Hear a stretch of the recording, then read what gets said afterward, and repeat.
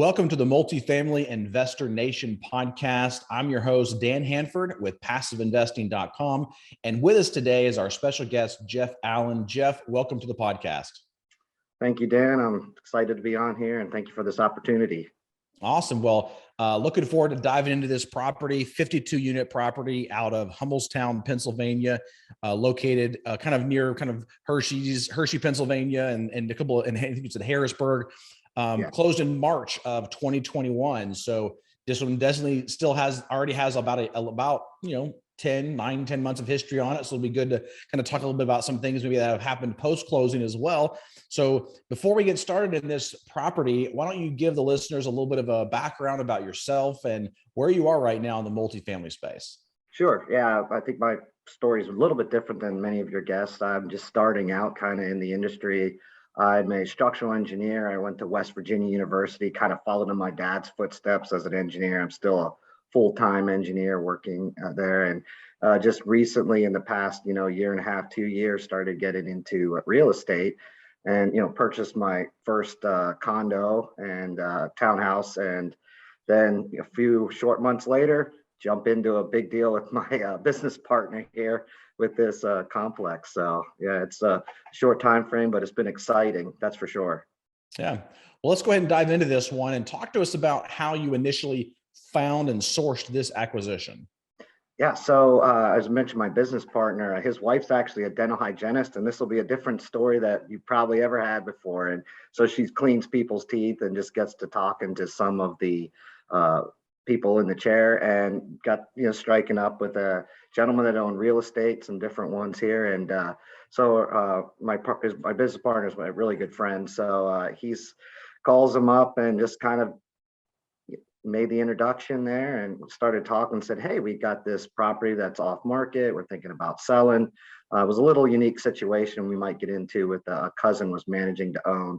And so really you talk about off market and like, wow, these things are phenomenal how they come about. This one was that way. And I think to myself, how do these people find these deals? And then it kind of happened to me as well.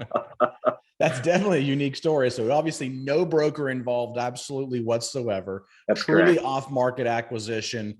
I do want to dive into that a little bit because I'm sure as far as the dynamic of the cousin that you said that was kind of working there to eventually potentially own the business there.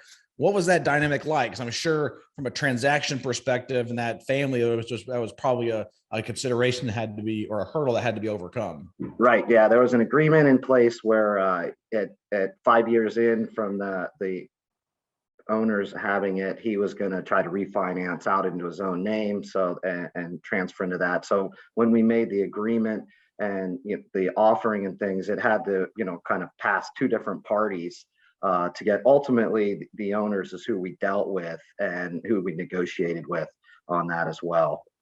But it did have to pass the cousin to sign off.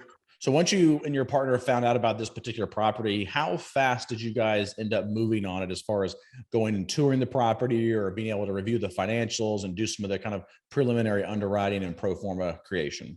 Yeah, so we went out there pretty quick. There's a few of us, we kind of were forming a loose partnership with a few of us in our church, and to go out, look at the property, walked around, had a good relationship, and noticed that there's a lot of deferred maintenance. This isn't in best shape. Then we received the P&L, which was a one page spreadsheet, didn't really have a T12, things like that. So and I was doing all the underwriting. My business partner, he is super handy and the one that can deal with that. I'm the numbers guy and all that type of thing, the engineering mindset, right?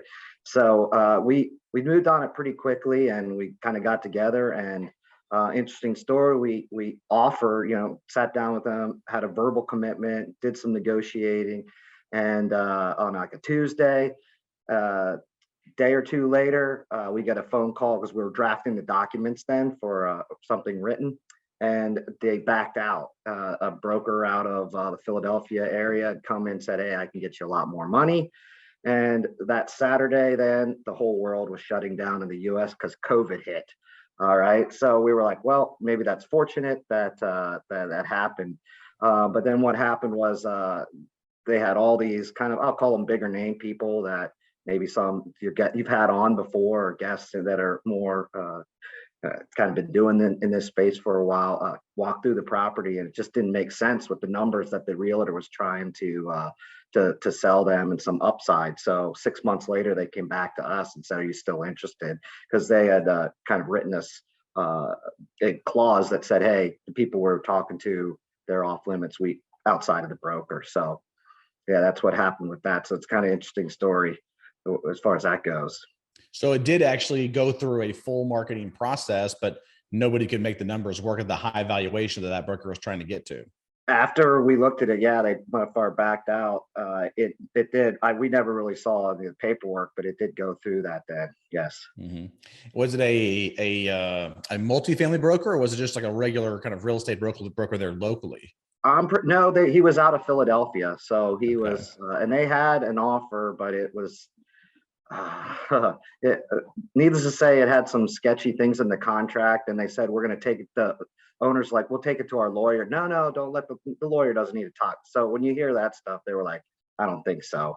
So they just parted ways and said, we're done with you guys. So when they came back to you 6 months later, did they basically say, we want to sell it to you for the same offer that you had submitted before, or was there a renegotiation there? They did say that, and it was a little bit different situation. The one person in our church that dropped out, so it was just our business partner and I, and we said, yeah, we're still interested, but with COVID and things, we're going to renegotiate. So we actually negotiated off. We had a verbal commitment originally at 3.5 million. We negotiated another 100,000 off at 3.4. Did a lot of reading in Chris Voss's book, Never Split the Difference. So I was ready to negotiate. Came in with a 3.35, 3.355, some specific number, and we settled on 3.4. Okay, so great. So you got it under contract now at 3.4 million, and it seems like it was was that process a pretty short process since after they came back to you? Yeah, it was. We had once again negotiated with the owner, and he basically talked to the cousin, and they signed off on it then at this point, because the cousin was the one that kind of backed out and wanted to go with this broker in Philly, but they were done with that process then. So yeah, Okay. Got them both to sign off on it. We got in writing, sent an LOI this time. No, not just a verbal. We learned our lesson in that regard. Yeah. So we now have this signed LOI. Now you're kind of moving towards getting under contract. How long did it take to officially get it under contract? It took us 3 months actually, and it's probably more so on our part because we were getting the LLC documents set up. We were actually going to raise some funds from some limited partners. We were forming this, and our attorney, like I said, we're kind of new at this, so I'm listening to podcasts, reading books, and seeking advice. So our attorney was a little bit slower. But got everything set up, and we got that under contract then beginning of December. So beginning of December, got it under contract. And before we move past the contract and kind of move forward into some of the due diligence stuff, walk us through some of the terms of the contract that you eventually got finalized. Sure. We were actually a 90-day, 60-day due diligence, and then 30 days after that. And because we were negotiating rate with the sellers and things, we could do that because, as you know, typically things take a little longer. As you hear on podcasts, everybody needs extensions. So I just put that right in the contract, 60-day due diligence with 30 days after that. We had only 10,000 down. It wasn't hard from the bat. We had financing contingencies and inspection contingencies in the contract as well. And their lawyer was like, oh, this is kind of favorable to them, and they were like, yeah, it's fine, just we know we're gonna close on it. So we had some favorable terms that I had negotiated with our attorney into the contract. Good.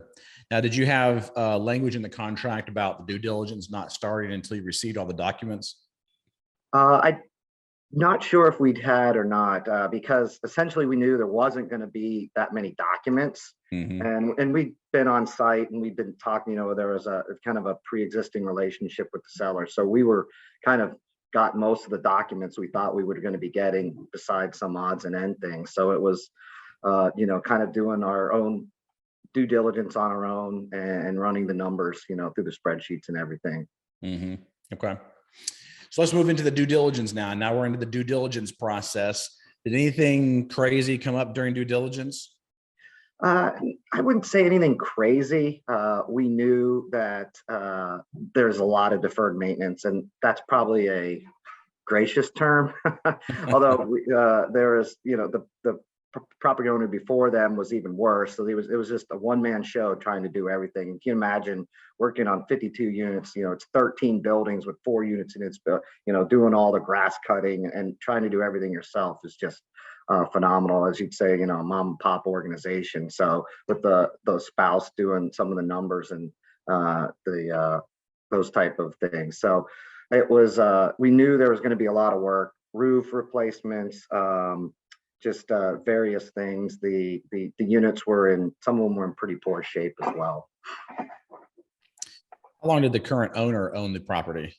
It was almost 5 years. Okay. Yep. And was that their plan to kind of hold it for 5 years, or were they still? The plan was for the cousin to try to refinance out because he's been paying the owners, instead of paying a bank, he was paying the owners a fee and everything. And that agreement set up in place that when they sell, they were going to get a portion and he would get, when they refinance, they were going to get a fixed fee of what it was. Yeah. Okay. All right.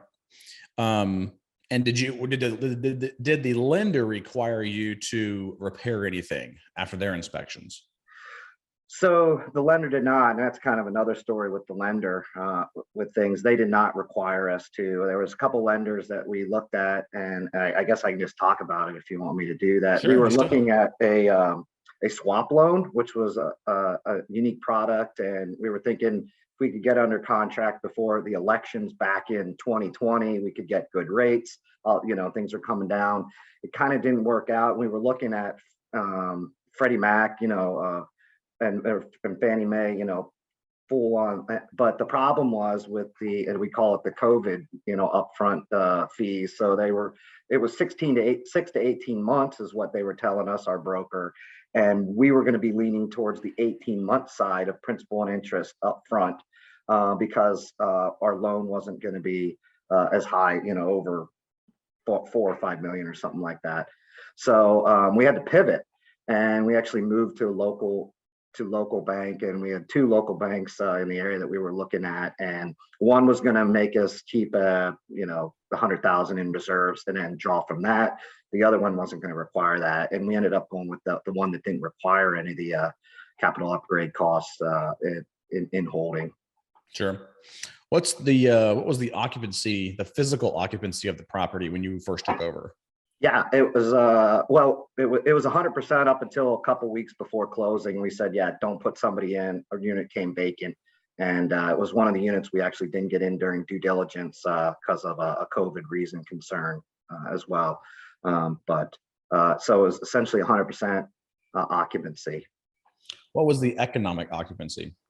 They were fully paying every month, and it was even through the entire COVID. So that gave us a little bit of a comforting in that all these people are paying. Now the rents were a little bit under market value, hence the reason we were looking at this as well too. So yeah, we were going to continue on with that. What's the unit mix on this property? It's every building, there's 13 buildings, 4 units in each building, 3 2-bedroom units and 1 1-bedroom unit. And the one smaller because there's a common washer dryer common area in the basement there that everybody can use. There's one building where there's an add-on. It's kind of an office that's not really an office, and it has a 3rd bedroom on the 1 bedroom in the back. So what were they getting for the 2 beds? 2 beds were around 750, 775.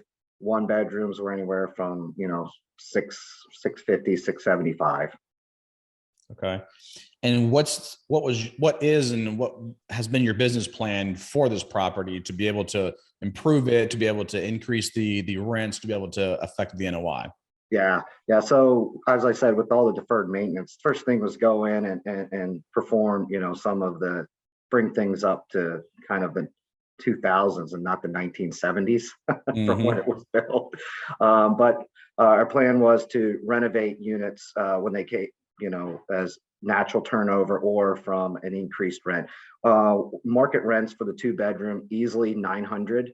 For the 1 bedrooms, 775, 800. So since then we've implemented our plan. We've done 2, and leases were month to month, 30 days out. So All we of them had were 30 days. all of them. Yeah. So that the Fannie Mae didn't really like that. Freddie Mac, but we ended up not going with them. But it's good for us with the flexibility. So we waited a few months, and then we selected the ones that hadn't been raised since 2015, 2016, 17, did those first. And then we did 2018 and 19, 2 months later, brought the 2 bedrooms up to 900 and the 1 bedrooms up to the 750, I think is what we determined there. And then when we're doing the turnover with the renovations, we're essentially gutting them as we're removing all the kitchens and bathrooms, and flooring, doing all that, taking out the carpet and things like that. And, putting in all new cabinets, appliances, flooring, paint, all that stuff. And then we can get 1,050, and we're actually doing a utility fee on top of that because we can't do any rubs in Pennsylvania. So with the interior renovations, what's the cost per door that you've projected on that? Yeah, I was looking about 7,500 to 10,000. We were doing some of the work ourselves, but we're off hiring contractors for that as well too. What about the exterior? Exterior, there's $500,000 worth of work to do over the course of the years. There really isn't much. We got different color sidings, different color bricks in the front. They were built over a course of 6-7 years in the mid 70s there. So they're partially underground, partially above. So we had a gentleman come out to look at said, hey, what do you think it would for the shrubbery and landscaping? And he called up my partner and said, I don't know if I'm at the right place. There's no beds here. We said, yeah, you're at the right place. There's not much there at all. So it's a good bit of work. We're working on the interiors, and one of the things you said, so we ended up coming in and the entryways, they had still the greens and yellowish, almost shag carpet from the 70s. We ended up removing all that, put luxury vinyl plank down in the landings and nice outdoor carpeting on the stairs. And it really made the entryways look nice. And so we're turning the units and renovating each individual unit as well now too. Yeah, that's been good. How's the feedback been from residents? The feedback's been good. Out of 30 or so, people that we've raised rent on too, without really doing a whole lot of work inside. I think we've maybe lost one tenant, but they're happy, that they see roofs being replaced, gutters and downspouts, all this work being done. So we've had good feedback. Mm-hmm. That's good. And from the financing perspective, let's talk about that a little bit as well. What were the kind of terms that you got with that local bank? Yeah, sure. We had a 3.875 10-year fixed on this, and a 20-year amortization, 20% down with 80% loan to value on it. So we were it was very good terms. We thought negotiated that. They wanted $15,000 in initial cost fees, and we negotiated that down 8,400. So we had only 6,800. After the due diligence too, we had some of these issues that came up. We ended up negotiating another 25,000 towards closing costs from the roofs and different things that we knew we're going to need repaired and things as well. Did you get any IO? No, we just went straight principal and interest with this, and with the rate and with my numbers, the way I was running them, we were able to make that work, knowing that payday is more so down the road because you're paying off your principal as well right now. Mm-hmm. Any prepayment penalties? No prepayment penalties at all. Okay. That's for refinance or sale. That's great. Yeah. And as I said, we didn't require any upfront COVID COVID fees or No COVID reserves. yeah, no COVID reserves or anything. So hence the reason why we ended up going with this bank as well. Sure, sure. And how did you end up structuring this deal with your investors? Yeah, so we have a few friends and family, three couples, and with all the the different ways you can structure these things, basically we just gave a percentage based on the funds that contributed. So we were basically, as the partners, we were going to take about 30% just for running the asset and everything like that. We actually put in a good bit of our own money, my partner and I, and then they structured. So for we raised 850,000. We had those three couples bring in 400,000 of it. For every 100,000, they got 8%. So simple, straight. Anytime we do quarterly distributions, straight payment, no waterfalls. I wasn't going to be able to try to explain it to some of these newer people that didn't understand some of that. Mm-hmm. So no pref, no, really just whatever your percentage was. When Yep. There was a quarterly distribution, you're going to give out that 8% of whatever that cash that was being distributed at that time. That's correct. So that my partner and I would have part distribution from our equity side and from our asset management and owner and finding and all that side. That's correct. No Did you structure any asset management fee in there or anything like that, or was it just a straight 30%? Right. I did not. I did not do that, and probably on the next deal I will. But when your first one and you're bringing things in, and if you say to your parents, "Hey, I'm going to charge you a fee or something," or whatever, your friends, that maybe doesn't look too good. So on future ones we would, but now that because we've got a track record and things are going well, and actually it's going phenomenal. But yeah, so we don't have any of that either. Very very plain Jane and simple. Yeah. How close are you to the property? About 20 minutes away. Okay, so it's pretty close. So it's easy to hop over there if you need to. What are you doing? What are you doing for property management? So we've sourced third-party property management. My partner, he's got his own handyman business service too, but it's just too much. So we've outsourced that. The lender like that as well. It's worked out great because they just handle everything and have the resources to take care of everything and that. So I'd accounted for that in my underwriting as well. What's the percentage that they're charging for a smaller property like that? Their percentage is 6%.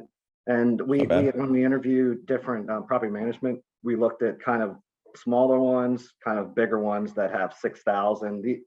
This company had a couple hundred, so we increased it tremendously for them, but they were more about personal relationship and make things, and it's worked out really well. They're actually growing their business. Obviously, we helped them do that too. So it's been a great relationship because it's not always about the bottom line. Everybody's looking at the bottom line, but it's about a relationship and making sure things are getting done the right way. Is there any full-time staff on the property? There's not. Okay. Yeah, it's not big enough to handle that. But most things are subbed out, whether it be lawn mowing or the maintenance. They'll provide people because they're closer than we are actually to the property. Sure. No, that's great. That's awesome. I mean, I don't think 6% is too crazy for a property like that where there's not on-site management or anything like that. So I think it's a fairly reasonable fee. Yeah, and it ends up being a little bit more when you take into account for half the first month's rent and those type of things. So okay. Yeah. So they're basically 6%, but then any new resident they get in place, they're going to get half of that first month's rent. Right. Okay. And referrals are, lease renewals are pretty cost effective. I think at $100 or something. Okay. So that's fairly common. I've seen those in some of those smaller property contracts and stuff like that. So it's not too crazy. Can you think of any other issues that came up through the entire process that maybe we haven't touched on yet? No, not really issues during the process leading up to it. Obviously, once you own it, there's a lot of things that happen, but not too many things that I could think. We were going to closing. I was a little bit worried about that 90-day window, and we were going to hit it because we were really bumping up against that. We did have one couple that dropped out. Some of the financing we had to replace, but just because of some of their business, they owned a business, had some things. But we went to close. We're going to go to closing, and one of the owners' wives had to go in the hospital, so we had to delay it a couple days. But both parties agreed, and it wasn't really an issue. That's good. Yeah. Well, I have two final questions for you before we wrap up the episode here today. They're kind of contrasting questions. The first one is what did you find, obviously this being your first asset, first acquisition, what did you find that was easier during the entire process that maybe originally you thought was going to be a little bit more challenging? Yeah, I think this will be part of the hard maybe too, kind of both. But once we pick the financing, send the documents in, get it, man, commercial financing is sweet. Once if you qualify, the underwriting's correct, you get that, and it's done.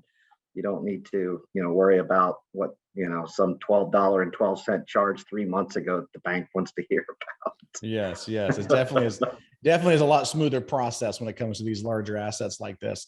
So kind of get into that next piece. What did you find was harder than you had originally expected? Yeah, the first thing, maybe not so much as hard, it was a longer period of time, was getting all the entity and the LLC, everything set up, process without having lots of the previous knowledge going through. So that was just a little bit longer, not necessarily hard, and then the second thing would be kind of the financing again, actually having to pivot through, and with COVID and the COVID funds and things, being able to change that. It was, at first I thought this was going to be a little bit tougher as well. And how are these numbers going to work out when, I was only raising a certain amount, and I wanted to raise extra for the CapEx that we knew was coming, but I didn't want to have to give it all away and let it sit somewhere for 18 months, and not be able to use it. No, it's good. Well, Jeff, I want to thank you for jumping on and being a part of the podcast. How can the listeners reach out to you if they have some further questions for you about this particular acquisition, or maybe they just want to follow you more?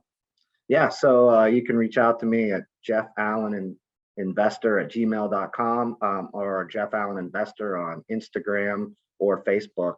I know we may look to start a company. I don't have a website yet or anything, but we're looking at that down the road, and excited to be able to be on your show. And I'm appreciative of everybody else that's been on your show, and be able to learn from them. And I'd love to talk to anybody that would, just to talk real estate, to help them out or ask a question, because people do that for me too. And it's been great.